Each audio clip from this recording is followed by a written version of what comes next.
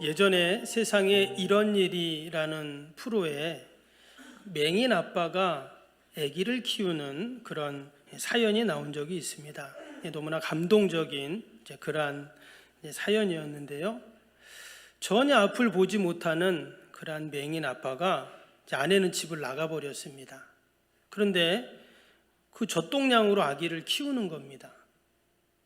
우리가 일반적으로 생각할 때 앞을 보지 못하는데 어떻게 그 갓난 아기를 키울 수 있나? 그것도 엄마도 아니고 아빠가. 그런데 참 희한한 것은요, 아버지의 사랑이 대단합니다. 그 아기를 키워내는 거예요. 한번 사진 한번 보여주실래요? TV에 나왔던 건데 혹시 보신 분도 있을 겁니다. 자, 아이가 3살인데 그 아기를 지금 이렇게 목욕도 시키고 이제 키우고 있는 거예요. 그런데 16년 만에 다시 또 세상에 이런 일이라는 그 프로에 다시 한번 나온 겁니다. 그래서 저 어린 아기가 이제는 늠름한 청년이 되었어요. 그 다음 사진 한번 보여줄까요? 뒤에 깜깜이 잘 안 보이는데 옆에 있는 사진이 바로 이제 청년입니다. 근데 참으로 안타까운 것은 뭐냐면 이 아이도 아빠를 닮아서 앞을 보지 못한다는 거예요. 그 선천성 그 백내장으로 이제 여러 차례 수술을 받는데 한쪽 눈은 완전히 실명을 하고 이제 다른 한쪽 눈도 거의 그냥 사물만 조금 구별할 정도가 됩니다. 그러니까 아버지도 앞을 보지 못하고 아들도 앞을 보지 못하고 그렇게 둘이 집에 앉아 있는 겁니다. 다음 사진 한번 보여주실래요? 이게 이제 수술하는 어렸을 때 수술하는 그런 사진이고요. 다음 사진. 그렇게 두 아버지하고 아들하고 부자가 앞을 보지 못하고 그냥 저렇게 집에 앉아 있습니다. 너무나 안타깝고 불쌍하죠. 근데 희한한 것은 뭐냐면 우리가 생각하기에는 너무나 절망적일 것 같고 어떻게 저렇게 살 수 있을까 이런 생각을 합니다. 그런데 의외로 이 부자는 상당히 밝게 웃더라고요. 그러면서 저 아들이 아버지 라면을 끓여주는 거예요. 잘 보이지도 않는데. 그러니까 아버지가 그 아들을 보면서 아주 대견해하는 그런 모습을 보게 됩니다. 아버지의 그 사랑이 아들을 저렇게 키웠고 가정의 행복의 꽃을 피게 한 것이죠. 지금의 시대에 우리의 가정들을 다시금 돌아봅니다. 모든 것이 풍족하고 또 부족함이 하나도 없는 지금의 시대인데 근데 보면 가정들마다 다들 힘들어해요. 근데 저 가정을 보니까 저 가정보다 힘든 가정이 있을까요? 그런데도 저기에는 웃음꽃이 피고 서로를 사랑하고 격려하는 너무나 아름다운 모습을 보게 됩니다. 앞에 이 내용을 잠깐 말씀드린 이유는 오늘 함께 읽었던 이 본문에도 앞을 보지 못하는 한 맹인이 나옵니다. 우리가 잠깐 이렇게 앞을 보지 못해도 얼마나 불편합니까? 이렇게 눈이 안 좋아서 이렇게 안과 가서 이렇게 치료받을 때 이렇게 안대를 하잖아요. 그러면 하루 종일 얼마나 불편합니까? 그리고 요즘같이 이런 환절기에는 막 건조하니까 저도 이렇게 말씀 준비한다고 책상에서 컴퓨터 앞에 앉아 있으면 한참 이렇게 화면을 보고 있으면 막 눈이 따갑고 막 눈물도 나고 머리도 막 아프고 막 그렇죠. 근데 이제 좀 지나면 또 이제 괜찮아요. 그런데 오늘 이 본문에 나오는 맹인은 전혀 앞을 보지 못합니다. 그래서 23절 보니까 어떻게 했어요? 사람들이 22절에 보면 사람들이 그를 데리고 예수님께 데리고 옵니다. 앞을 볼 수 없으니까 데리고 오는 거죠. 예수님은 그를 불쌍히 여기셔서 그 맹인을 고쳐주시죠. 그래서 세상을 밝히 볼 수 있도록 그렇게 고쳐주십니다. 그리고는 자기 발로 걸어서 이제 집에 돌아가게 돼요. 우리의 인생도 마찬가지입니다. 여러분, 내가 지금 어디에 있는가 그거에 따라 달라지는 거예요. 이 맹인은 자이든 타이든 어디 앞에 있습니까? 예수님 앞에 있잖아요. 그래서 그의 간절한 소원, 당연히 앞을 보는 게 그의 소원이겠죠. 자신의 힘으로는 도저히 해결할 수 없는 그 문제를 해결받게 되었다라는 것입니다. 그럼 이 시간도 저와 여러분이 주님 전에 와서 우리가 하나님 앞에 있는 줄로 믿습니다. 하나님께서 우리의 모든 묶이고 다치고 막혔던 그 문제들을 반드시 해결해 주시고 열어주시고 풀어주시는 은혜가 있을 줄로 믿습니다. 아멘. 아멘 좀 크게 하면 좋을 것 같아요. 믿습니까? 오늘 근데 예수님께서 이 베스다 맹인을 고쳐주신 과정을 보면요, 참으로 감동적입니다. 너무 은혜로워요. 과연 예수님이 어떻게 고쳐주셨는가?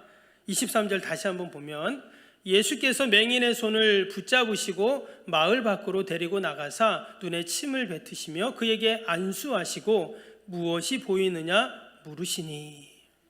여기 보면 예수님이 어떻게 했습니까? 맹인의 손을 붙잡았다, 이런 말씀이 나옵니다. 앞에 말씀드렸던 그 세상에 이런 일에 나온 그 대건이는 앞을 보지 못하지만 그래도 너무나 사랑이 많은 아버지를 만나서 사랑을 받고 자랐죠. 또 지금은 나라와 또 기관에서 지금 복지시설이 그래도 잘 되어 있어서 도움을 받게 됩니다. 여러분, 2000년 전에 예수님 시대 당시에 이 맹인들은 어떨까요? 너무나 불쌍한 사람들입니다. 이 복음서에 보면 맹인에 대한 기사들, 특별히 맹인들을 예수님이 치유하신 기사들이 많이 나와요. 마태복음 9장, 20장, 21장, 또 마가복음 10장, 누가복음, 요한복음 다 이 맹인에 대한 기사들이 나오는데요. 하나같이 이 맹인들은요, 그들의 삶의 자리가 어디냐면 길가입니다. 그리고 그들의 신분은 거지였고요. 그들이 할 수 있는 일이라는 것은 구걸하는 일이었어요. 하나같이 그렇습니다. 한마디로 비참한 그런 삶을 살 수밖에 없었던 거죠. 우리가 잘 아는 여리고에 맹인 바디메오가 있습니다. 그게 이제 마가복음 10장에 나오는데요. 10장 46절에 이런 말씀이 나옵니다.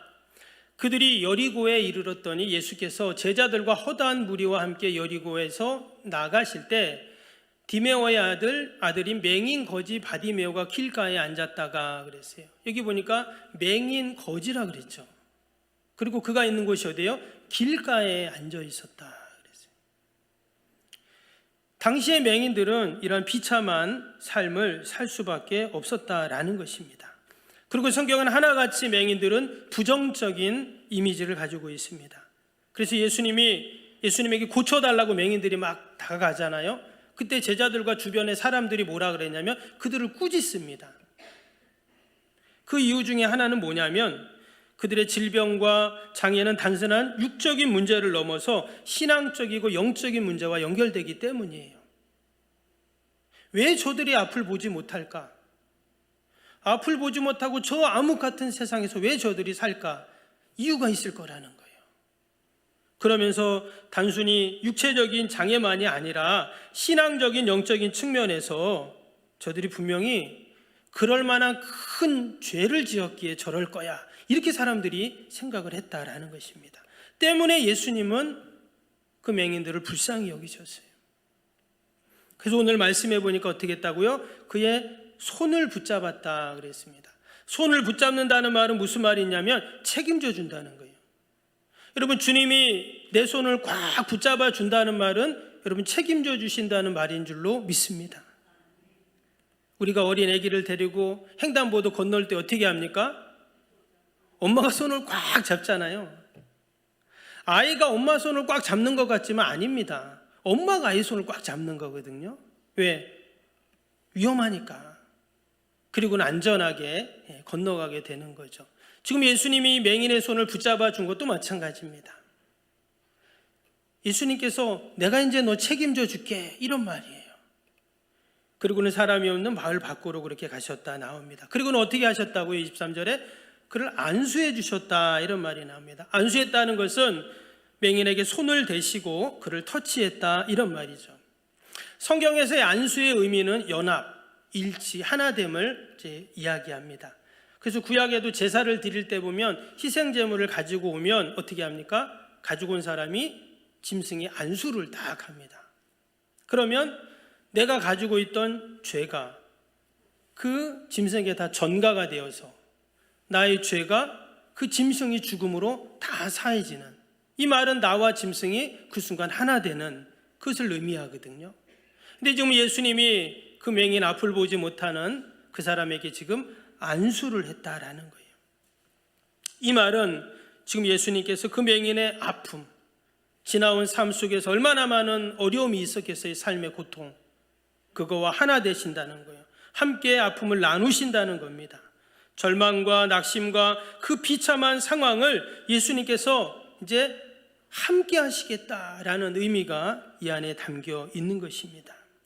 말씀드린 것처럼 복음서에는 이 맹인들이 전부 다 거지로 나옵니다. 구걸하는 사람들이에요. 여러분, 혹시 길 가다가 거지나 구걸하는 사람들이 있다면 내가 그 사람과 함께 해주고 그와 연합이 되고 하나됨을 여러분 원하는 사람이 누가 있겠어요? 그런데 예수님께서는 불쌍히 여기셔서 그와 하나 되겠다 이렇게 말씀하시고 보여주신 것입니다. 그래서 치유의 손길로 어떻게 해요? 그를 안수해 주셨어요. 근데 이어지는 24절을 보니까 뭐라고 합니까? 24절 보니까 쳐다보며 이르되 사람들이 보이나이다, 나무 같은 것들이 걸어가는 것을 보나이다 하거늘 그랬어요. 예수님께서 분명히 23절에 안수해 주셨는데 근데 어떻게 돼요? 온전히 보지 못합니다. 그래서 사람들을 보는데 나무 같은 것들이 왔다 갔다 하는 것처럼 보입니다. 침이 이렇게 말했어요. 근데 이 말씀 전에 23절 끝부분에 보니까 뭐라고 했어요? 예수님께서 안수하시면서 뭐라고 했냐면 뭐가 보이냐 이렇게 물어보세요. 뭐가 보이냐 이렇게 물으셨어요. 예수님이 그렇게 물으신 이유가 뭘까요? 뭐가 보이느냐? 이 말은 지금 너를 눈뜨게 해주시느니 바로 하나님의 아들 구세주 메시아 그리스도인 나를 네가 볼 수 있냐 이런 뜻이거든요. 근데 이 맹인은 뭐라고요? 24절에 사람들이 보입니다 이렇게 말했어요. 사실 일반적으로는 이 맹인이 누구를 먼저 봐야 돼요? 바로 앞에 있는 예수님을 봐야죠. 더욱이 지금 예수님이 그의 눈을 뜨게 해주시는 분인데 예수님은 안 보고 엉뚱한 데만 보고 있는 거예요. 이 말은 아예 예수님을 안 보기로 작정한 거예요. 이 사람은. 아니 앞에 있는 사람 안 보고 왜 딴 데 봅니까? 근데 이 모습이 모든 우리 인생들의 모습인 거예요. 지금 이 맹인은 당시 이스라엘 백성들을 상징합니다. 그들이 기다리고 기다리던 메시아가 오셨는데 사람들은 안 봐요. 그리고 나중에 어떻게 합니까? 도리어 십자가에 못 박는 그런 어리석은 일을 행하게 되는 것이죠.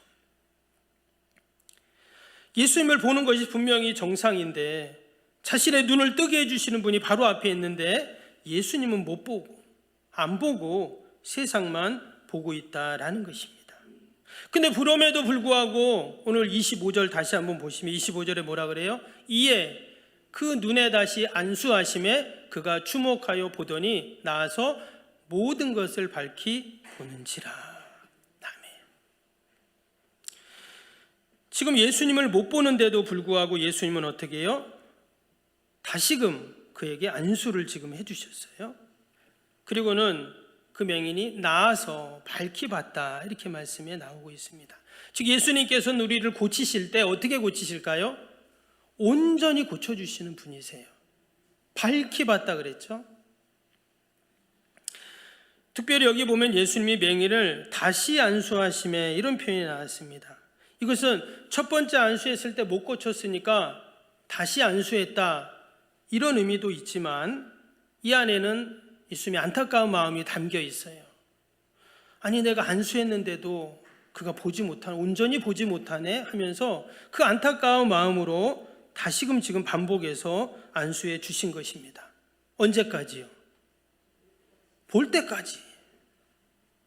특별히 여기서 2번 안수했다라고 하지 않으시고 다시 안수하셨다라는 이 말은 그가 볼 때까지 2번이고 3번이고 100번이고 1000번이고 안수해서 고쳐주겠다는 거예요.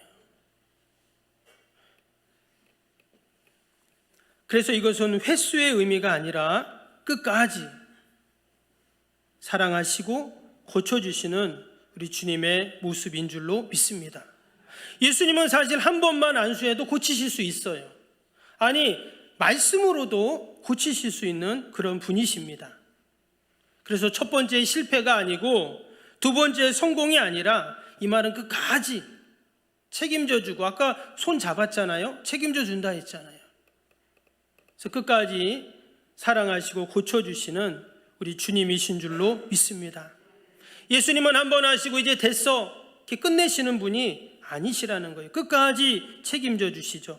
요한복음 13장 1절 말씀에도 보면 6월절 전에 예수께서 자기가 세상을 떠날 거를 제자들에게 얘기하시죠. 아버지께로 돌아가시는가 이런 줄 아시고 세상에 있는 자기 사람들을 사랑하시되 어떻게 해요? 끝까지 사랑하시느니라. 또 마태복음 28장 20절 말씀, 우리가 잘 아는 말씀이죠. 내가 너희에게 분부하여 모든 것을 가르쳐 지키게 하라. 볼지어다 내가 세상 끝날까지 너희와 어떻게 해요? 항상 함께 하신다. 분명히 약속해 주셨습니다. 때문에 주님은 끝까지, 마지막까지 우리를 사랑하시고 또한 우리의 문제를 반드시 해결해 주시는 우리 주님이신 줄로 믿습니다. 오늘 이 치유받은 베스다 맹인이 어디로 갔습니까? 말씀해 보니까 26절에 예수께서 그 사람을 집으로 보내시며 그랬어요. 그가 지금 집으로 갑니다. 이 말은 원래 삶의 자리로 되돌아갔다 이런 말이에요. 이제 세상을 밝히 보게 됩니다. 이전에는 누군가 자신을 데리고 예수님께 왔지만 이제는 자기 스스로 완전히 회복된 모습으로 자기 발로 집에 걸어갔어요. 그럼 이제 집에서 어떤 일이 일어날까요? 집에는 잔치가 일어나겠죠. 기쁨의 잔치가 일어나고 이 회복의 은혜를 찬양하는 그러한 일들이 일어날 것입니다. 여러분, 우리가 불보지 못하는 오늘 이 본문에 나오는 다 맹인 같은 자들이었지만 주님께서 우리의 눈을 다 밝히 보여주시고, 아멘, 우리를 다 삶의 자리로 보내셨습니다. 그래서 우리의 삶의 자리가 늘 은혜와 기쁨이 넘치는 자리가 되게 하시고 또 찬양하고 하나님께 영광 돌리는 여러분, 저와 여러분이 되어야 할 줄로 믿습니다. 근데 오늘 말씀은요, 여기서 끝나지 않습니다. 오늘 예수님이 맹인을 고치신 방법 가운데 그를 안수해서 고치셨지만 또 한 가지 말씀을 보니까 뭐라고 했어요? 23절에 그 맹인의 눈에 침을 뱉으시며 이런 말씀이 나옵니다. 사실 오늘 말씀의 핵심은 바로 이 구절이에요. 그 맹인의 눈에 예수님이 침을 뱉으셨어요. 그럼 우리가 누군가에게 침을 뱉는다면, 뭐 그렇게 해서도 안 되지만 혹이라도 침을 뱉는다면 그것은 상대방을 무시하거나 멸시하거나 증오하고 경멸하는 일이죠. 여러분, 누군가에게 침을 뱉을 수 있습니까? 큰일 날 일이죠. 이 일은 아무리 기분 나쁘고 화가 나도 상대방에게 침을 뱉을 수는 없어요. 그런데 오늘 예수님께서는 앞을 보지 못하는 이 불쌍한 맹인의 눈에 침을 뱉으셨다 이렇게 나와요. 왜 예수님께서 침을 뱉으셨을까? 이것은 맹인에게 침을 뱉었다기보다는요, 그 맹인이 앞을 보지 못하게 하여 그를 고통 가운데 있게 하는 그 질병에 침을 뱉으신 거예요. 더 나아가서 영적으로는 영안을 딱 닫아버린 그 어둠의 영적인 악한 영들을 향하여 예수님이 침을 뱉은 것이다 라는 거죠. 그리고 더 나아가서는 장차 예수님께서 이제 침뱉음을 당하십니다. 그렇죠? 그 십자가 고난의 여정 가운데 사람들로부터 침뱉음을 받으세요. 그런 멸시와 능욕을 당하십니다. 마가복음 14장 65절 말씀에 보면 어떤 사람은 그는 예수님을 말합니다. 침을 뱉으며 그랬어요. 그리고 예수님의 얼굴을 가리고 주먹으로 치며 이르되 선지자 노릇을 하라 하고 하인들은 손바닥으로 치더라. 지금 예수님이 당하신 고난이고 그런 모욕이고 능욕이죠. 여기 보니까 사람들이 예수님께 침을 뱉었다 그랬어요. 너무나 수치스러운 일이죠. 마가복음 15장 19절에도 보면 갈대로 그의 머리를 치며 침을 뱉으며 그랬어요. 여기도 보니까 예수님께 사람들이 침을 뱉었습니다. 예수님께서는 탄식할 수밖에 없고 절망할 수밖에 없는 우리의 인생들을 구원하시기 위해 이 땅에 오셨습니다. 그리고는 예수님께서 내 대신 침뱉음을 받으시면서 그 능욕과 수치를 다 당하셨죠. 결국 우리를 죄로부터 완전하게 자유하시는 그 은혜를 우리는 다 입게 됩니다. 그런데 그 바로 전에 예수님이 이런 고통을 당하셨다는 거예요. 그래서 오늘 이 마가복음 8장에 나오는 이 맹인에게 예수님이 그의 눈에 침을 뱉으신 이 사건은 마치 장차 예수님께서 십자가 고난을 당하실 것을 예표하신 행위였다는 거예요. 예수님이 무시하고 아무 이유 없이 이런 행동을 하실 이유가 없는 분이세요. 그를 불쌍히 여기서 손을 잡아주시고, 그리고 그의 아픔과 함께 하려고 안수까지 해주시고, 그리고 그가 세상을 밝히 볼 때까지 또다시 계속 안수하시며 고치시는 그 주님께서 왜 그 맹인을 무시하겠어요? 사랑으로 꼭 끌어안으시죠. 때문에 지금의 예수님의 침 뱉는 이 행위는 예수님이 앞을 보지 못하는 그 병자를 보면서 예수님이 십자가를 생각하신 것이죠. 그래서 여러분, 우리의 모든 치유의 현장에는 예수님의 십자가가 있어요. 때로 우리가 아이들 이렇게 아프면 기도해 주잖아요. 애기들 뭐 열나거나 뭐 배 아프거나 막 우리가 기도를 해줍니다. 여러분, 그때도 마찬가지예요. 우리가 엄마의 사랑으로, 아빠의 사랑으로 아이들 기도해 주잖아요. 그런데 엄마의 사랑보다, 아빠의 사랑보다, 또 목사님의 기도보다 여러분, 그 위에 뭐가 있어요? 예수님의 십자가가 있어야 된다는 거예요. 왜? 예수님이 그 질병의 현장에, 내 그 고통의 현장에 이미 예수님께서 십자가에 달리셔서 그 모진 지금 침뱉음을 당하신 주님인데 뭐 더 이상 어떤 것을 우리가 바라겠어요?